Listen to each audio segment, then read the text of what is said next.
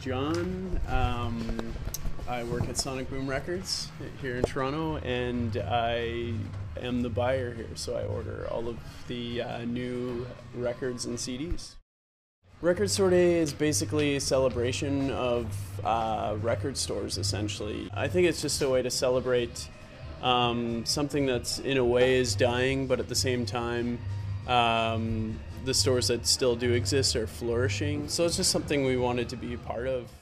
My parents were record collectors, and instead of like hanging out watching movies on the weekend, we just put records on and just remember dancing around, and so it's just like a lifelong appreciation and love for it. I guess it's just the atmosphere and the fact that you can find hidden gems, and I think that's the joy of picking through.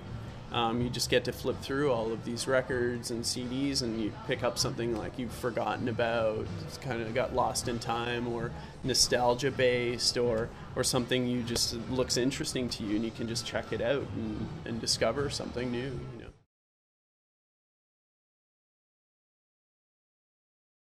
I think to collect records is in some ways to be a curator, if you take it seriously.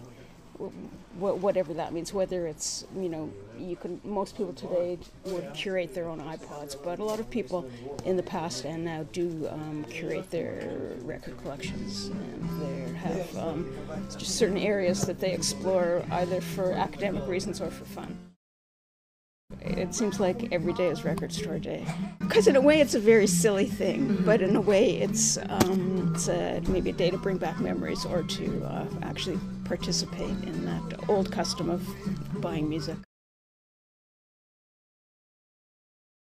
Since Sam's closing, we've gotten like a kind of different market, like people who are really into music, and like they kind of are excited to go back to a record store again.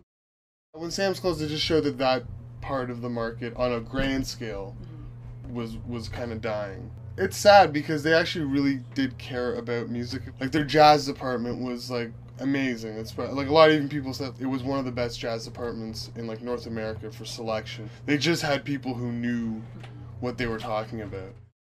In this day and age in stores like that, you don't really need that, because those type of stuff, if you go into an HMV today, like the CDs are the last thing you see. It's video games and DVDs. But then that allows us who do kind of more of a niche thing to kind of survive, because like we don't need to be as big as Sam's like in that type of space, but we can survive doing what we do on a smaller scale. When it's invisible, it's tough to, there's nothing to hold. I don't know what's going to happen to the next generation of people who don't have that connection, who grew up on downloaded music. There's going to be kids who want to play music but don't believe in the commerce side of things. Like they just, music's free, right? I just get it. If you didn't have a record store, I don't know if you'd have a music community. You just have bands playing in bars, and that's not too exciting.